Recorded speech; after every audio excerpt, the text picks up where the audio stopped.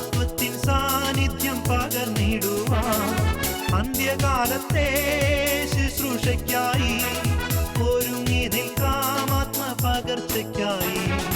മഹിമയിൽ രാജനെഴുന്നള്ളുന്നു, മഹത്വത്തിൻ സാന്നിധ്യം പകർന്നിടുവാൻ അന്ത്യകാലത്തെ ശുശ്രൂഷയ്ക്കായി ഒരുങ്ങി നിൽക്കാം ആത്മപകർച്ചയ്ക്കായി. മഹത്വത്തിൻ സാന്നിധ്യം, ദൈവവചനത്തിൻ അഭിഷേകം, മഹിമയിൽ വാണിടും യേശു കർത്താവിന്റെ സാന്നിധ്യം.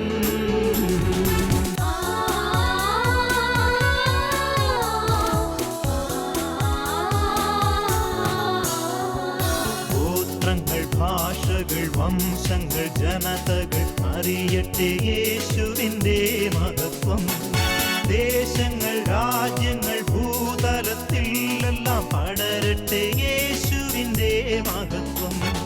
ഗോത്രങ്ങൾ, ഭാഷകൾ, വംശങ്ങൾ, ജനതകൾ അറിയട്ടെ യേശുവിന്റെ മഹത്വം.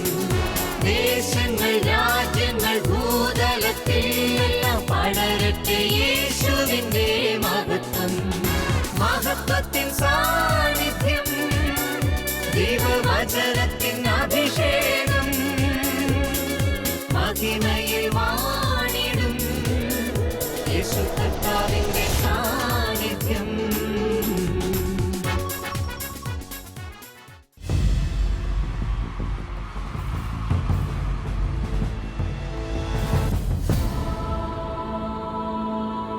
നിൻ വചനം ധ്യാനിക്കുമ്പോ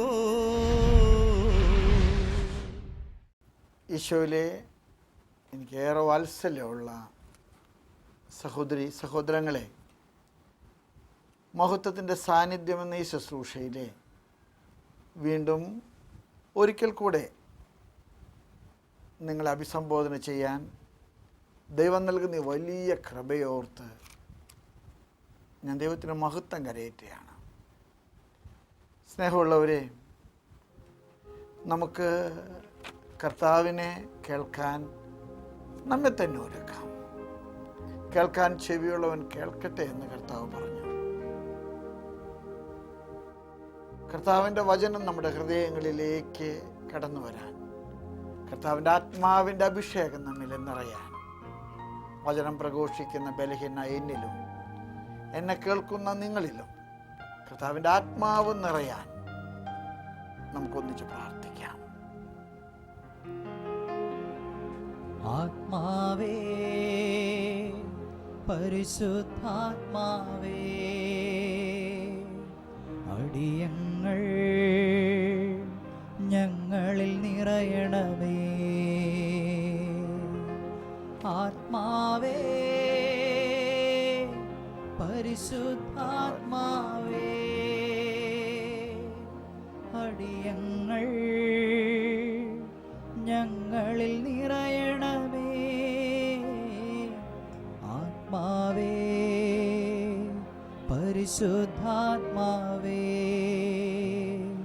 അടിയങ്ങൾ ഞങ്ങളിൽ നിറയണമേ.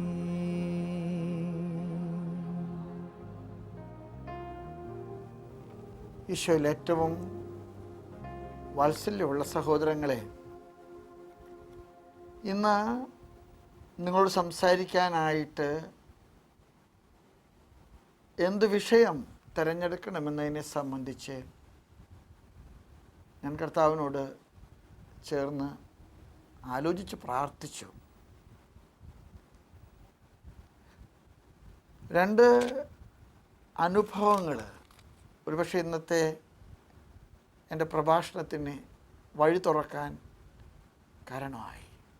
കൺവെൻഷന് ഞാൻ പോകുമ്പോൾ തൃശ്ശൂരിൽ നിന്ന് പുറപ്പെട്ട് ചാലക്കുടി വരെ ഏകദേശം 30 മിനിറ്റ് സമയം ഒരു പാവപ്പെട്ട പെൺകുട്ടിയും ഞാനും തമ്മിൽ തർക്കിക്കേണ്ടി വന്നു. ബാംഗ്ലൂരിൽ നിന്നുള്ളൊരു കുഞ്ഞാണ്. ആ കുഞ്ഞ് വിവാഹം കഴിച്ച് ഭർത്താവുമായിട്ട് നിരന്തരം കലഹത്തിൽ കഴിയുന്നൊരു കുഞ്ഞാണ്. അവരെ വേർപെട്ടു പോകാൻ വഴിയൊരുങ്ങുകയാണ്. അവളെന്നെ വിളിച്ചത് എന്നെ അത്ഭുതപ്പെടുത്തി. അവൾ പറഞ്ഞു, സഹിച്ചു മടുത്തു പിതാവേ, ആത്മഹത്യ ചെയ്യാൻ എനിക്ക് ധൈര്യം കിട്ടാൻ പിതാവ് എനിക്ക് വേണ്ടി പ്രാർത്ഥിക്കണം. എന്നെ ഒരുപാട് വേദനിപ്പിച്ച ഒരു നിമിഷം. ഞാനങ്ങനെ ഫോണിൽ ദീർഘമായിട്ട് ആരോടും അങ്ങനെ സംസാരിക്കാൻ ഇഷ്ടപ്പെടാത്ത ഒരാളാണ്.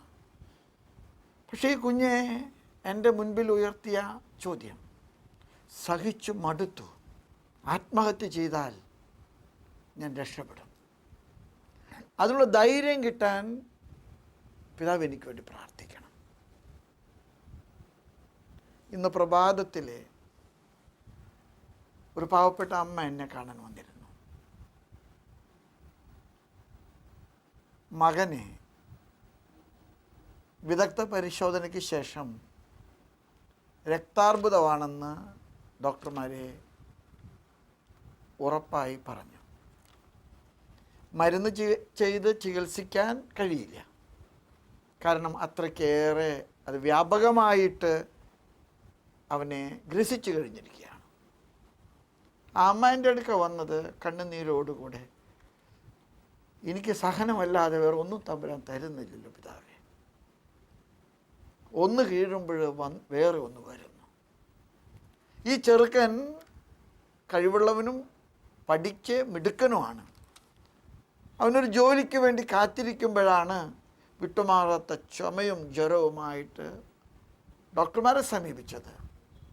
ഡോക്ടർമാരെ വിദഗ്ധ പരിശോധനകൾക്ക് ശേഷം പറഞ്ഞു, രക്ഷപ്പെടുകയില്ല, മരണത്തിൻ്റെ ഗുഹാമുഖത്താണ്.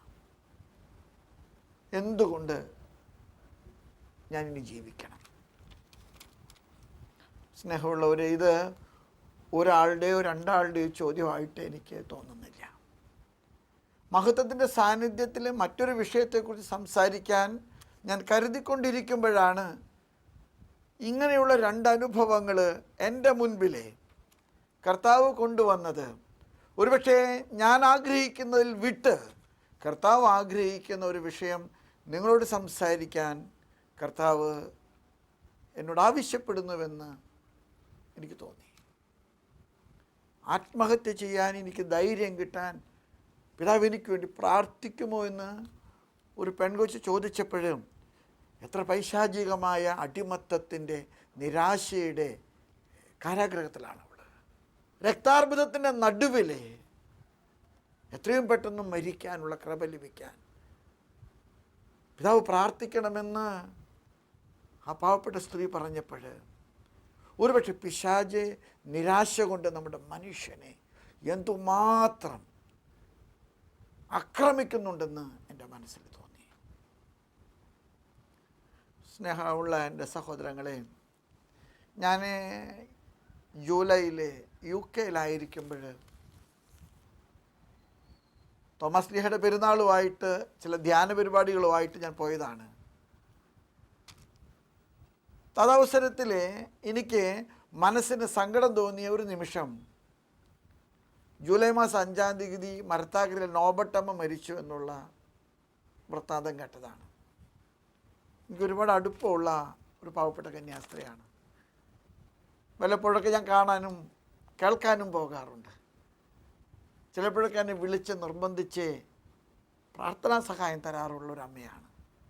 നോബട്ടമ്മ മരിച്ചെന്ന് കേട്ടപ്പോൾ ശവസംസ്കാരത്തിൽ സംബന്ധിക്കണമെന്ന് എൻ്റെ മനസ്സ് കൊതിച്ചു. പക്ഷെ എനിക്ക് കഴിഞ്ഞില്ല. ഞാൻ തിരിച്ചു വന്ന ശേഷം നോബട്ടമ്മയുടെ ആത്മാനുകൂലാർത്ഥം ഒരു കുർബാന ചെല്ലാനായിട്ട് മരത്താക്കര ദിവ്യകാരുണ്യ മഠത്തിൽ പോയായിരുന്നു. അത് കഴിഞ്ഞ് അവരുടെ കല്ലറയിലെ കബറട ധൂപപ്രാർത്ഥന നടത്തുമ്പോൾ ആ കല്ലറയിൽ എഴുതി വെച്ചൊരു വചനം എൻ്റെ മനസ്സിനെ വല്ലാതെ മതിച്ചു. അത് നോബട്ടമ്മ ഡയറിയിൽ എഴുതി വെച്ച വചനമാണ്. 58 വർഷക്കാലം വീൽ ചെയറിൽ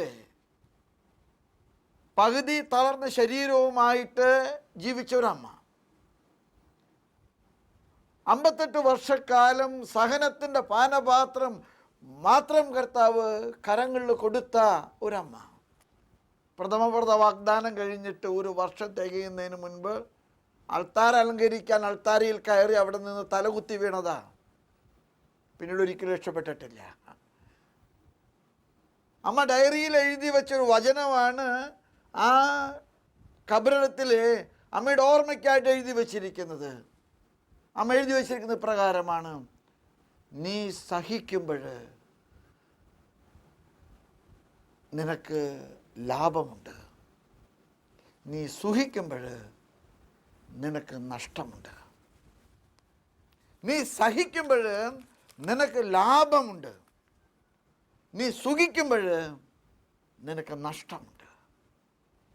ഒരുപക്ഷെ ഞാൻ ഈ സംസാരിക്കുന്നത് എന്നെ കാണാൻ വന്ന, എന്നോട് ഫോണിലൂടെ സംസാരിച്ച വ്യക്തികൾ കേൾക്കുന്നുണ്ടോ എന്ന് എനിക്ക് അറിഞ്ഞുകൂടാ.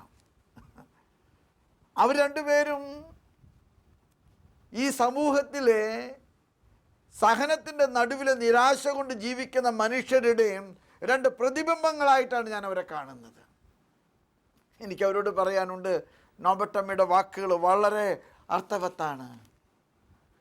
സഹിക്കുമ്പോൾ നിനക്ക് ലാഭമാണ്, നീ സുഖിക്കുമ്പോൾ നിനക്ക് നഷ്ടമാണ്. സ്നേഹമുള്ള ഒരു സഹനത്തെ പുത്തനായിട്ട് നോക്കിക്കാണാനുള്ളൊരു കൃപ നമ്മുടെ സമൂഹത്തിൽ ലഭിക്കാനാണ് ഞാനിന്ന് പ്രാർത്ഥിക്കുന്നത്. സഹനമെന്ന് പറയുന്നത് ദൈവത്തിൻ്റെ സ്നേഹമാണെന്ന് തിരിച്ചറിയാനുള്ള ഒരു പരിശുദ്ധാത്മാവിൻ്റെ അഭിഷേകത്തിന് വേണ്ടി നമ്മൾ പ്രാർത്ഥിക്കണം.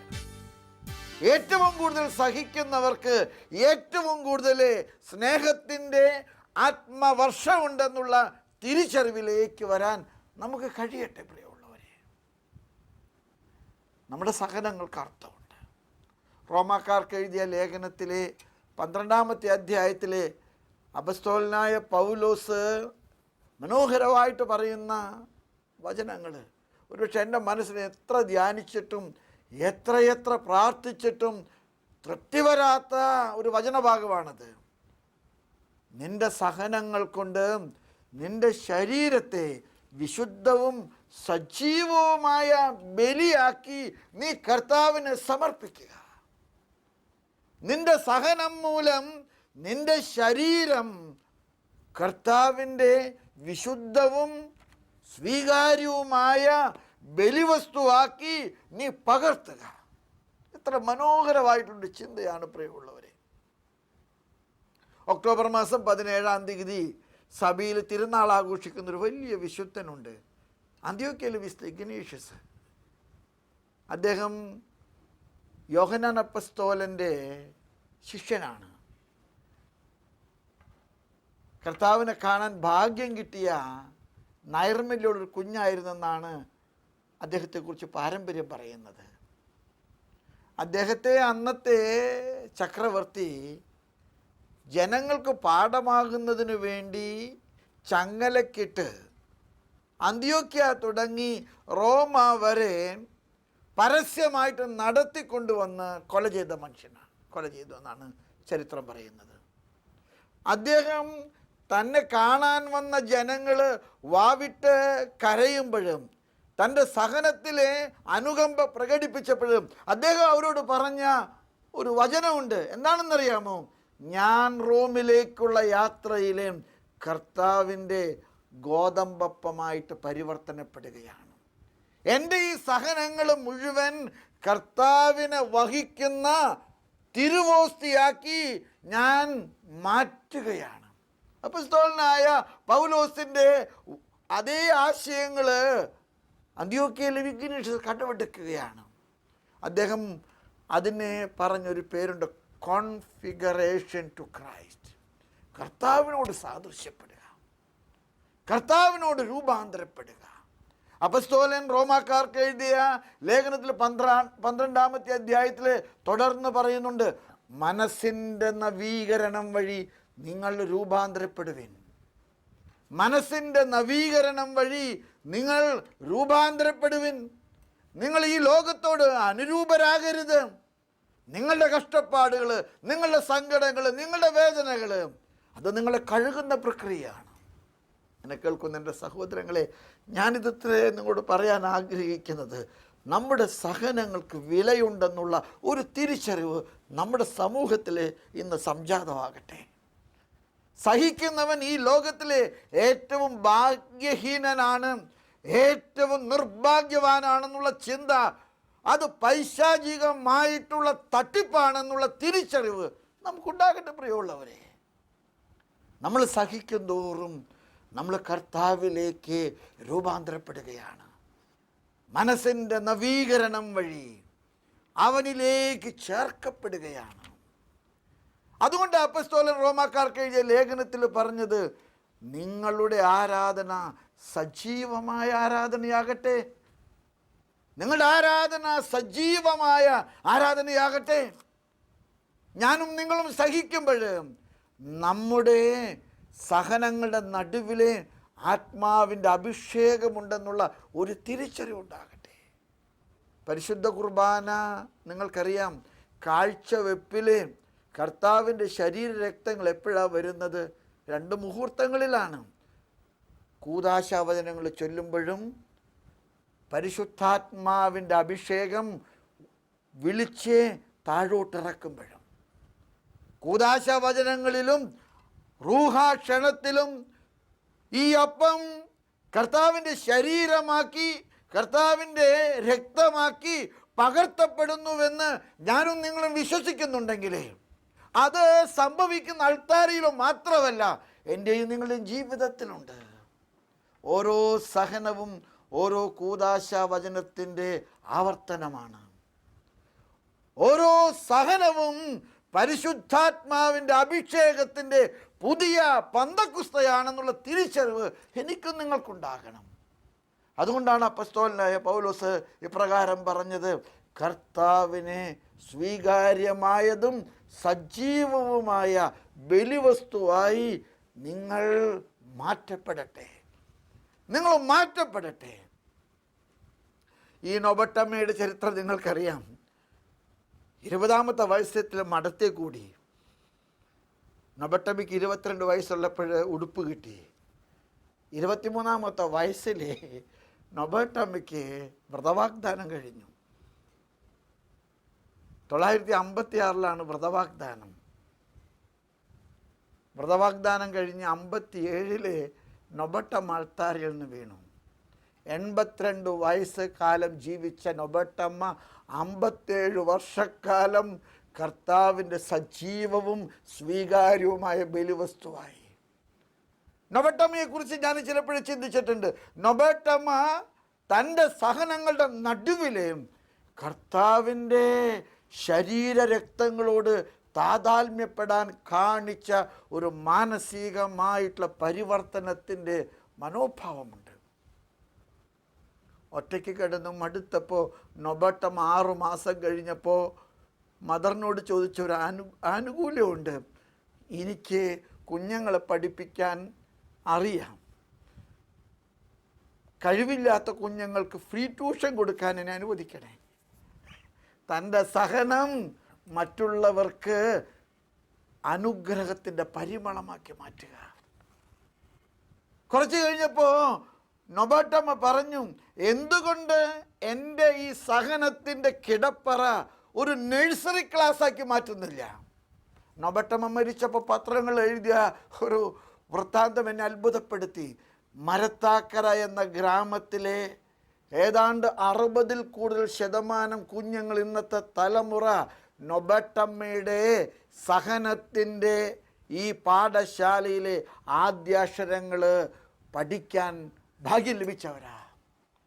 24 മണിക്കൂറും തൻ്റെ സഹനങ്ങളെ ഒരു നിരാശയുടെ ഒരു അവശിഷ്ടമാക്കി മാറ്റാതെ തൻ്റെ സഹനങ്ങളെ മുഴുവൻ കർത്താവിൻ്റെ ബലിയോടുള്ള താതാത്മ്യമാക്കി മാറ്റാൻ നൊബട്ടമ്മ കഴിച്ച ഒരു കാഴ്ചപ്പാട്. ഞങ്ങളുടെ തൃശ്ശൂരിലെ മനുഷ്യസ്നേഹികൾ എന്ന് പറഞ്ഞൊരു പ്രാർത്ഥനാ ഗ്രൂപ്പ്, പ്രത്യേകിച്ച് അറിവോ പഠിപ്പോ ഒന്നുമില്ല. അവരാകെ കൂടെ ചെയ്യുന്നത് സഹിക്കുന്ന മനുഷ്യരെ അവർ പ്രചോദിപ്പിക്കുകയാണ്. അവർക്ക് പരിശുദ്ധാത്മാവിൻ്റെ അഭിഷേകമുണ്ടെന്ന്. സഹനങ്ങൾ ഈ ലോകത്തിലെ മനുഷ്യൻ്റെ ജീവിതത്തെ അവസാനിപ്പിക്കാനുള്ള ഒരു തിന്മയല്ല, മറിച്ച് സഹനങ്ങൾ മനുഷ്യൻ്റെ ജീവിതത്തെ പരിവർത്തനപ്പെടുത്താനുള്ള ഒരു കൃപയാണ്. ആ കൃപ കണ്ടെത്താനുള്ള വലിയ അനുഗ്രഹം നിങ്ങൾക്കുണ്ടാകട്ടെ. എന്നെ കേൾക്കുന്ന ധാരാളം പേര് ആത്മഹത്യയെക്കുറിച്ച് ചിന്തിക്കുന്നവരുണ്ട്. എന്നെ ബാംഗ്ലൂരിൽ നിന്ന് വിളിച്ച പെൺകുട്ടി മാത്രമല്ല, ഒരു പ്രഭാതത്തിൽ എൻ്റെ അടുക്ക് വന്നിട്ട് മകൻ മരിക്കാനായിട്ട് എൻ്റെ പിതാവ് പ്രാർത്ഥിക്കണമെന്ന് പറഞ്ഞ അമ്മയോടും എന്നെ ഫോണിൽ വിളിച്ച കുഞ്ഞിനോടൊക്കെ എനിക്ക് പറയാനുള്ളത്, നിങ്ങൾ എന്തുകൊണ്ട് നിങ്ങളുടെ സഹനത്തെ നിങ്ങൾ ഈശോയുടെ സഹനത്തോട് ചേർത്ത് പിടിച്ചുകൊണ്ട് പരിവർത്തനപ്പെടുത്തുന്നില്ല? നിങ്ങൾ കർത്താവിൻ്റെ തിരുവോസ്തിയായിട്ട് എന്തുകൊണ്ട് രൂപാന്തരപ്പെടുന്നില്ല? അങ്ങനെ രൂപാന്തരപ്പെടുന്ന ഒരു വലിയ കൃപയുടെ ഒരു അഭിഷേകത്തിന് വേണ്ടി നമുക്ക് പ്രാർത്ഥിക്കണം. കർത്താവ് തൻ്റെ ശിഷ്യന്മാരെ വിളിച്ചപ്പോൾ മത്തായിയുടെ സുവിശേഷം 16-ാമത്തെ അധ്യായം ഇത്ര മനോഹരമായിട്ടാണ് കർത്താവ് പറഞ്ഞത്, ആരെങ്കിലും എൻ്റെ പിന്നാലെ വരാൻ ആഗ്രഹിക്കുന്നുണ്ടെങ്കിൽ അവൻ തൻ്റെ കുരിശും എടുത്തുകൊണ്ട് എൻ്റെ പിന്നാലെ വരട്ടെ. കുരിശില്ലാത്തവൻ ക്രിസ്ത്യാനിയല്ലെന്നുള്ള തിരിച്ചറിവ് നമുക്ക് എന്നാ ലഭിക്കുക? ആർക്കാണോ കുരിശില്ലാത്തത് അവൻ ക്രിസ്ത്യാനിയല്ല. ആർക്കാണോ സഹനമില്ലാത്തത് അവൻ കർത്താവിൻ്റെ ശിഷ്യനല്ല. ആരാണോ സഹനത്തിൽ നിന്ന് ഓടി ഒളിക്കുന്നത് അവൻ കർത്താവിനെ ചേർക്കപ്പെട്ടവനല്ല. എന്നെ കേൾക്കുന്ന എൻ്റെ സഹോദരങ്ങളെ, എനിക്കൊക്കെ നിങ്ങളോട് പറയാൻ ഒറ്റ കാര്യമേ ഉള്ളൂ. നിങ്ങളുടെ സഹനങ്ങൾ മാറിക്കിട്ടണമെന്ന് ആഗ്രഹിച്ച് നിങ്ങൾ ഈ പ്രോഗ്രാം വീക്ഷിക്കുന്നവരാണ്. സന്തോഷ് ബ്രദർ സംസാരിച്ചിട്ട് എപ്പോഴാണോ രോഗശാന്തി കിട്ടുന്നത് എന്ന് കാത്തുകെട്ട് കിടക്കുന്ന സഹോദരങ്ങളുണ്ട്. തട്ടിൽ പിതാവിൻ്റെ അഭിഷേകം എപ്പോഴാണോ എൻ്റെ ജീവിതത്തിൻ്റെ കടബാധ്യതകൾ മാറ്റിത്തരിക എന്ന് പ്രാർത്ഥിച്ചു നിൽക്കുന്ന സഹോദരങ്ങളുണ്ട്. ഈ ശുശ്രൂഷയിൽ പങ്കെടുത്തതിൻ്റെ പേരിൽ എന്നാണോ എൻ്റെ വീസ ശരിപ്പെട്ട് ഞാൻ കടൽ കടന്ന് മറുകരയിലേക്ക് പോകുന്നതെന്ന് ചിന്തിക്കുന്ന മനുഷ്യരുണ്ട്. ഞാൻ നിങ്ങളുടെ നിയോഗങ്ങളെ ഒന്നും തള്ളിക്കളയാൻ ആഗ്രഹിക്കുന്നില്ല. നിങ്ങളുടെ നിയോഗങ്ങളെല്ലാം ദൈവം അനുഗ്രഹിക്കട്ടെ എന്ന് ഞാൻ പ്രാർത്ഥിക്കുന്നു. പക്ഷെ എൻ്റെ സഹോദരങ്ങളെ, കർത്താവ് നമുക്കായിട്ട് കാത്തു വെച്ചിരിക്കുന്ന കിരീടം അത് കഠിനാധ്വാനത്തിലൂടെ, കായികാഭ്യാസിയെപ്പോലെ നിരന്തര പോരാട്ടത്തിലൂടെ, ഒരു പട്ടാളക്കാരനെ പോലെ ഈ ലോകത്തോടും തിന്മയുടെ ശക്തികളോടും പൊരുതി അത് നേടിയെടുക്കാനുള്ള വലിയ കൃപയ്ക്ക് വേണ്ടി നമുക്ക് പ്രാർത്ഥിക്കാം. എന്നെ കേൾക്കുന്ന എൻ്റെ സഹോദരങ്ങളെ, നിങ്ങളായിരിക്കുന്ന സ്ഥലങ്ങളിലെ നിങ്ങൾ കരങ്ങൾ കൂപ്പി കണ്ണുകളടച്ച് പ്രാർത്ഥിക്കുക. കർത്താവേ, നിൻ്റെ വചനം നിൻ്റെ ജനത്തിൻ്റെ മേലെ അഭിഷേകമായിട്ട് നീ അനുഗ്രഹമായിട്ട് വർഷിക്കണേ. നിൻ്റെ ജനങ്ങൾ അനുഭവിക്കുന്ന സംഘർഷങ്ങൾ, സങ്കടങ്ങൾ, രോഗദുരിതങ്ങൾ, കടബാധ്യതകൾ, നിരാശപ്പെടുത്തുന്ന ഒരുപാട് നീറുന്ന അനുഭവങ്ങൾ, കർത്താവ് അവിടെയൊക്കെ നിൻ്റെ സാന്നിധ്യം മഹത്വത്തിൻ്റെ സാന്നിധ്യമായിട്ട് നിൻ്റെ മക്കൾക്ക് നീ തെളിയിക്കണേ. പിശാച് നിരാശ കൊണ്ട് നിൻ്റെ ജനത്തെ വേട്ടയാടുമ്പോഴും നിൻ്റെ ആത്മാവിൻ്റെ അഭിഷേകം, നിൻ്റെ വചനത്തിൻ്റെ വലിയ കൃപയുടെ അഭിഷേകം നിൻ്റെ ജനത്തിന് നിൻ്റെ മേലെ കരം നീട്ടാൻ, നിൻ്റെ കരത്തോട് ചേർത്ത് പിടിക്കാൻ, നിൻ്റെ കുരിശുമരണത്തോടും പീഡാനുഭവങ്ങളോടും നിൻ്റെ വലിയ സഹനങ്ങളോടും ചേർത്ത് ഞങ്ങളുടെ ജീവിതങ്ങളെ സജീവവും സ്വീകാര്യവും വിശുദ്ധവുമായ ബലിയാക്കി മാറ്റാൻ നിന്റെ ജനത്തെ നീ അനുഗ്രഹിക്കണേ കർത്താവേ. ആമേൻ. നിത്യസ്നേഹത്താൽ എന്നെ സ്നേഹിച്ചു, നിത്യസ്നേഹത്താൽ എന്നെ സ്നേഹിച്ചു.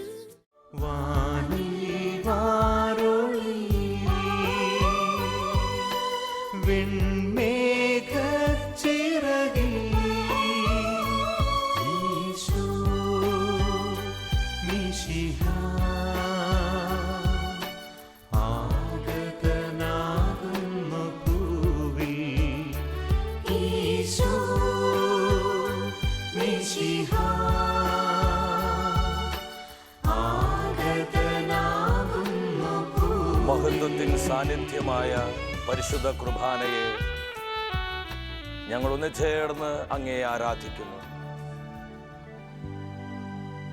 ദിവ്യകാരുണ്യ സന്നിധിയിൽ എല്ലാവരും മുട്ടുകൾ മടക്കി ഹൃദയം നുറുങ്ങി ഇരുകരങ്ങളും യാചനാപൂർവം തുറന്നു പിടിച്ച് വലിയ വിശ്വാസത്തോടെ പ്രാർത്ഥിക്കുകയാണ്. ഇന്നത്തെ തിരുവചന ശുശ്രൂഷയിലൂടെ അഭിയുന്ന റാഫേൽ തട്ടിൽ പിതാവിലൂടെ കർത്താവ് നമ്മോട് സംസാരിക്കുകയായിരുന്നു. അനേകം ആയിരങ്ങളിലേക്ക് കർത്താവ് തൻ്റെ വചനത്തിൻ്റെ അഭിഷേകം പകർന്ന് അനുഗ്രഹിക്കുകയായിരുന്നു. ഹൃദയം നുറുങ്ങി നമുക്ക് പ്രാർത്ഥിക്കാം. നമ്മൾ അനുഭവിക്കുന്ന എല്ലാ തകർച്ചകളും ദുഃഖ ദുരിതങ്ങളും കഷ്ടതകളും സഹനങ്ങളും രോഗങ്ങളെല്ലാം കർത്താവിൻ്റെ തിരുമുമ്പിൽ സമർപ്പിച്ചുകൊണ്ട് ഹൃദയം നുറുങ്ങി പ്രാർത്ഥിക്കുക. ഈശോയെ പ്രവർത്തിക്കണമേ, അത്ഭുതങ്ങൾ ചെയ്യണമേ, അടയാളങ്ങളിലൂടെ പ്രഘോഷിക്കപ്പെട്ട തിരുവചനങ്ങളെ സ്ഥിരീകരിക്കണമേ, മാറാ രോഗങ്ങൾ മൂലം വേദനിക്കുന്ന രോഗികളെ വചനമയച്ച് സൗഖ്യമാക്കണമേ, വിട്ടുമാറാത്ത സാമ്പത്തിക തകർച്ചകള്, കുടുംബ ബന്ധങ്ങളിൽ വിള്ളലുകള്, ഇതുമൂലം കഷ്ടപ്പെടുന്ന ആയിരങ്ങളിലേക്ക് പരിശുദ്ധാത്മാവിനെ വർഷിക്കണമേ. Hallelujah, hallelujah. സ്തുതിച്ചു പ്രാർത്ഥിച്ചോ, യേശുനാമം വിളിച്ചു പ്രാർത്ഥിച്ചോ. ഇത് കൃപയുടെ മണിക്കൂറുകളാണ്. സ്വർഗം തുറക്കപ്പെടുകയാണ്. അനേകം അനേകം ആയിരങ്ങളെ കർത്താവ് പരിശുദ്ധാത്മാവിൽ നിറയ്ക്കുകയാണ്. ഇരുകരങ്ങളും ഉയർത്തി സ്വരമുയർത്തി പരിശുദ്ധാത്മാവിനെ വിളിക്കുന്നു.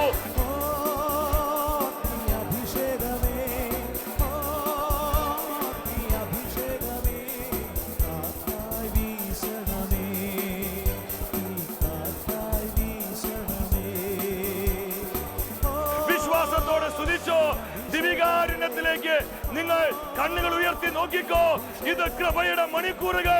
കർത്താവേ പ്രവർത്തിക്കണമേ. Hallelujah, hallelujah, hallelujah, hallelujah. കണ്ണീരോടുകൂടി പ്രാർത്ഥിക്കുന്ന പതിനായിരങ്ങളിലേക്ക് അഭിഷേകമായി വരണമേ. ആരാധന, ആരാധന, ആരാധന. കർത്താവിന്റെ ശിക്ഷണങ്ങളോട് എളിമപ്പെടുവാൻ, വിധേയത്വത്തോടെ അത് സ്വീകരിക്കുവാൻ, അത് കൃപകളായി ഏറ്റെടുക്കുവാനുള്ള ആത്മനിറവ് നൽകണമേ. Hallelujah, hallelujah, hallelujah.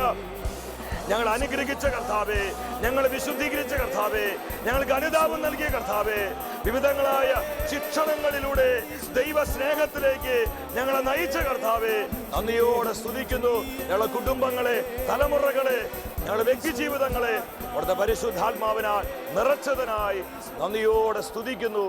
Hallelujah, hallelujah, hallelujah. അടുത്ത ആഴ്ചയിൽ ദൈവവചനത്തിൽ നമ്മൾ ധ്യാനിക്കുന്നത് മറക്കുന്നതിലുള്ള അപകടങ്ങളെ കുറിച്ചാണ്. പ്രാർത്ഥിച്ചൊരുങ്ങി എല്ലാവരും ഈ ശുശ്രൂഷയിലേക്ക് കടന്നു വരിക.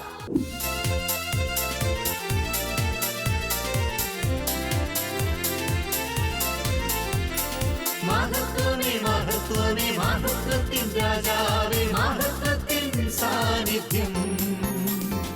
മഹത്വമേ, മഹത്വമേ, മഹത്വത്തിൻ കർത്താവേ, മഹത്വത്തിൻ സാന്നിധ്യം. മഹത്വമേ, മഹത്വമേ, മഹത്വത്തിൻ രാജാവേ, മഹത്വത്തിൻ സാന്നിധ്യം. മഹത്വമേ, മഹത്വമേ, മഹത്വത്തിൻ